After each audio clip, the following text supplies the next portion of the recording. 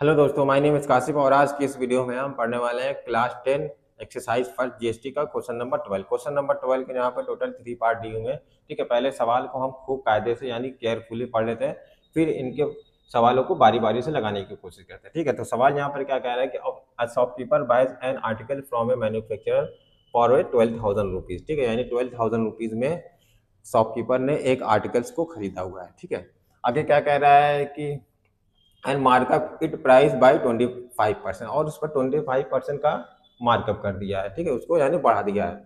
The shopkeeper give a discount of 10% on the markup price और shopkeeper ने customer को बेचने के लिए 10% का मार्कअप प्राइस पर डिस्काउंट दे दिया है। आगे क्या कह रहा है, and he give a further off season discount of 5% और फिर से उस पर 5% का ऑफ सीजन डिस्काउंट दे दिया है।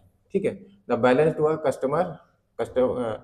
Customer of TV if the sale are interested and the rate of GST is 12%। और यानी जो सामान बेचा गया है वो सेम स्टेट में बेचा गया और उस पर रेट ऑफ जीएसटी 12% का रेट ऑफ जीएसटी है। ठीक है, तो हमें फाइंड क्या करना है कि the price exclusive of tax under GST which the consumer पे। ठीक है, कंज्यूमर ने कितना अमाउंट पे किया है टीवी के लिए उसको हमें निकालना है विथ जीएसटी, जीएसटी के साथ निकालना है। ठीक है, तो चलिए सबसे पहले हम यहाँ पर क्या लिख लेते हैं, जो कॉस्ट प्राइस है। ठीक है, यानी जो कॉस्ट प्राइस टीवी का वो क्या है उसको हम यहाँ पर पहले लिख लेते हैं। तो कॉस्ट प्राइस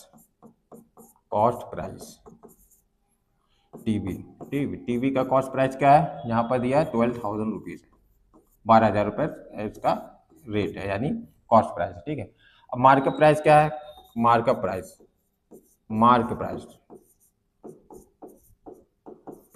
क्या क्या है 25% अप, यानी 25% मार्कअप प्राइस है, 25% बढ़ाने के बाद कितना हो जाएगा 12,000 रुपीज एज इट इज लिख लेंगे, प्लस 25% को हम फ्रैक्शन में बदल लेते हैं और 25 इससे 12,000 से मल्टीप्लाई कर लेते हैं। ठीक है, तो 2 जीरो से 2 जीरो यहाँ कट गया तो 12,000 और प्लस। ठीक है, यहाँ पर मल्टीप्लाई कर देंगे तो 12×5 = 60 हो जाएगा, कैरी आया 3, 12×2 = 24 और 3×6 कितना हो जाएगा 30 हो जाएगा, यानी यहाँ पर 3,000 आया, 3,000 रुपये बढ़ा तो टोटल अमाउंट कितना हो जाएगा 15,000 रुपये। ठीक है, 15,000 क्या है मार्कअप प्राइस है, क्या है मार्कअप प्राइस। ठीक है, मार्कअप प्राइस। ठीक है, ये मार्कअप प्राइस है, यहाँ लिख लेते हैं। चलिए मार्क प्राइस यहाँ पर। अब चलिए आगे क्या कह रहा है, वही पहला सवाल क्या कह रहा है कि द प्राइस, हमें प्राइस निकालना है कितना कस्टमर ने विद जीएसटी कितना अमाउंट पे किया है टीवी को खरीदने के लिए। ठीक है, तो चलिए अब यहाँ से पहला हमारा सवाल स्टार्ट होता है। ठीक, तो पहले सबसे पहला क्या है 10% का डिस्काउंट मिला है। ठीक है, तो द अमाउंट पे यानी अमाउंट पे ठीक है बाई कस्टमर 10% डिस्काउंट, 10% डिस्काउंट के साथ कितना उसका अमाउंट हो जाएगा 15,000 रुपीज़ लिख लेंगे, माइनस 10% का डिस्काउंट है इस पर। ठीक है, 15,000 पर 10% का डिस्काउंट है यहाँ पर, तो कितना हो जाएगा, ये हो जाएगा 15,000 एज इट इज रहेगा, माइनस यहाँ 2 जीरो को जाए 1,500 रुपीज़। ठीक, यानी जो कटेगा कितना बचेगा पैसा इसके पास 13,500। ठीक है, यानी ओवरऑल इतना हो जाएगा, यानी 10% घटाने के बाद 13,500 रुपीज़ का डिस्काउंट पड़ेगा उसे, यानी इतना पैसा पड़ेगा। अब इस पर क्या है, इस पर 5% का और डिस्काउंट दे रहा है। ठीक, अब यहाँ पर देखिए थोड़ा सा सवाल समझने वाली है कि जो डिस्काउंट मिला, ठीक है ओवरऑल यहाँ पर देखिए यहाँ पर क्या 15% का डिस्काउंट मिल रहा है। ठीक है, लेकिन अगर आप डायरेक्ट 15,000 पर 15% का डिस्काउंट कर देंगे तो क्या हो जाएगा, गलत हो जाएगा। पहले हमें 10% का जो डिस्काउंट देना है किस पर देना है 15,000 रुपीज़ पर। ठीक है, फिर आगे जो 15,000 रुपीज़ पर जो डिस्काउंट निकालने के बाद जो बचा 13,500 रुपीज़ पर, इस पर अब हमें 5% का डिस्काउंट देना है, ना कि हमें 15,000 पर डिस्काउंट देना है। ठीक है, तो सवाल को हम कायदे से समझ लेते हैं। अब देखिए यहाँ लिख लेते हैं फर्दर डिस्काउंट ऑफ, यहाँ लिख लेते हैं further discount of 25 rupees, further discount off season, यानी डायरेक्ट यहाँ लिख लेते हैं 5% का डिस्काउंट है यहाँ पर डिस्काउंट। तो अब कितना बचा 13,500 रुपीज़ पर माइनस 500 का 5 परसेंट का डिस्काउंट मिल रहा है। तो यहाँ 13,500 लिख लेंगे हम यहाँ पर। तो 2 जीरो से 2 जीरो आपका कट गया, तो 13,500 रुपीज़ एज इट इज रहेगा, माइनस 5 5 का 25 हो जाएगा और 67 हो जाएगा यहाँ पर। अब इसको घटा देंगे हम, तो 10 में से 5 गया 5 बचा, 9 में से 7 गया 2 बचा, ठीक है, और 14 में से 6 गया 8 बचा, और यहाँ 12 होगा 1 हो गया, ठीक है। यानी जो टोटल जो डिस्काउंट मिला कस्टमर को कितना हुआ, मिलने के बाद कितना पैसा पहुंचा, 12,825 रुपीज़, ठीक है। यानी इतने को वो पड़ेगा। अभी इसमें देखिए जीएसटी भी उसको पे करना है, ठीक है, with GST, with 12%, with GST,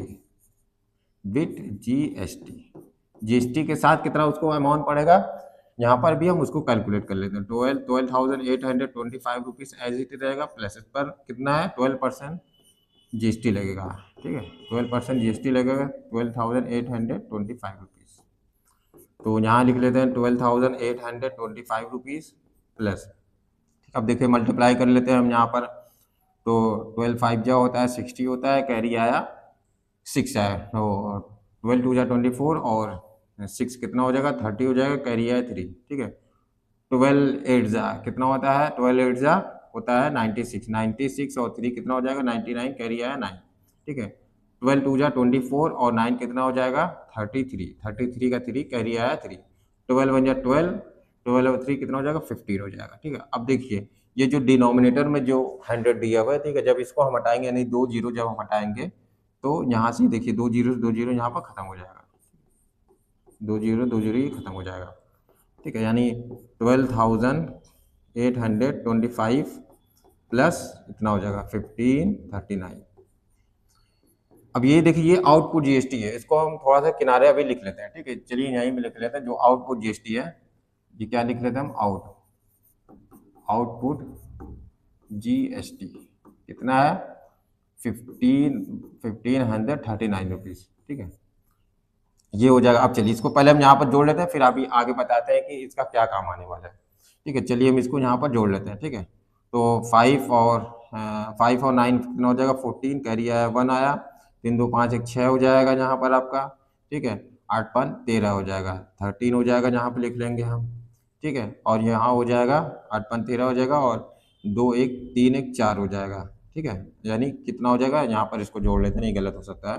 तो 12,825 रुपीज़ और 95 और ये हो जाएगा 935, ठीक है, यहाँ लिख लेते हैं 9351, ठीक है। तो यहाँ हो जाएगा 9 5 14 हो जाएगा, कैरी आया 1 आया, और ये 6 हो जाएगा यहाँ पर आपका, ठीक है। 8 5 13 हो जाएगा, कैरी आया 1 आया, और यहाँ पर 3 1 4 हो जाएगा और 1 हो जाएगा।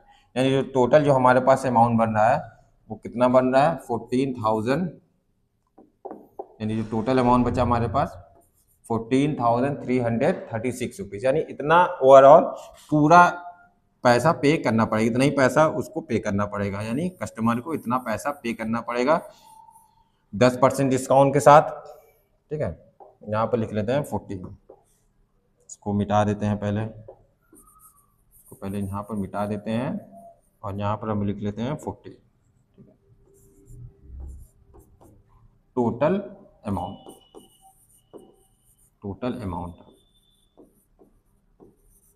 यानी इतना टोटल अमाउंट पे करना पड़ेगा, 10% जीएसटी, फिर 5% जीएसटी, ठीक है, डिस्काउंट के साथ, सॉरी 10% डिस्काउंट, फिर 5% डिस्काउंट और 12% जीएसटी के साथ टोटल हमारे पास जो टोटल कस्टमर है उसको इतना पे करना पड़ेगा, 14,364 रुपीज़ पे करना पड़ेगा, ठीक है।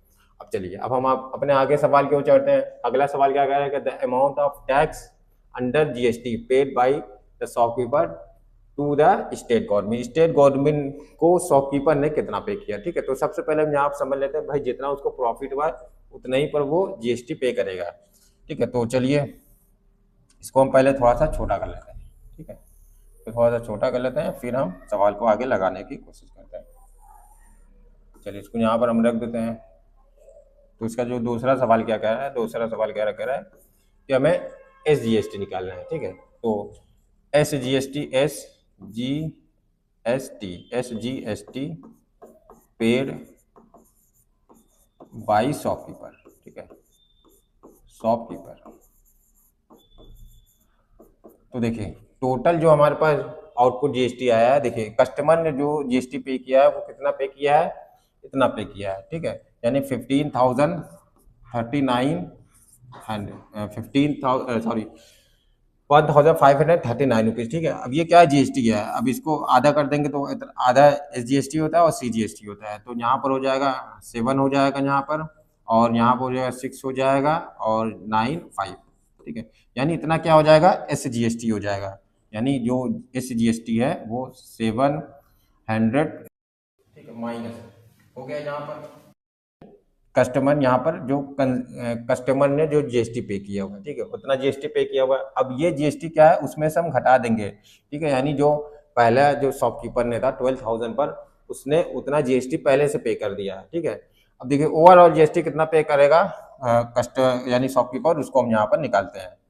तो जो जितना अमाउंट पे करा वो उसको हम निकालते हैं, ठीक है। इतना शॉपकीपर ने दिया सेंट्रल गवर्नमेंट को, ठीक है। अब यहाँ देखिए पहले, अब 12,000 पर भी कितना दिया था, 6%, तो 12,000 पर 6% निकाल लेते हैं हम, ठीक है, 12,000 पर 6% हम निकाल लेते हैं यहाँ पर, ठीक है, तो ये हो जाएगा 720 रुपया, 720 रुपया, ठीक है, यानी जो शॉपकीपर है 720 रुपया पहले ही दे दिया था, ठीक है, 720 रुपया पहले ही दे दिया था, और यहाँ पर 769 रुपीज़, 769.5 रुपीज़ उसने कस्टमर से लिया है जीएसटी, ठीक है। तो टोटल वो जीएसटी कितना पे करेगा यहाँ पर, तो इसको क्या करेंगे हम घटा देंगे, ठीक है। तो जब इसको आप घटाएंगे तो कितना आएगा 49.5, ठीक है, तो इतना 49 रुपीज़, 49.5 रुपीज़ पे करेगा क्या है शॉपकीपर स्टेट गवर्नमेंट को, या कह सकते हैं स्टेट गवर्नमेंट, ठीक है, इतना ही गवर्नमेंट को पे करेगा।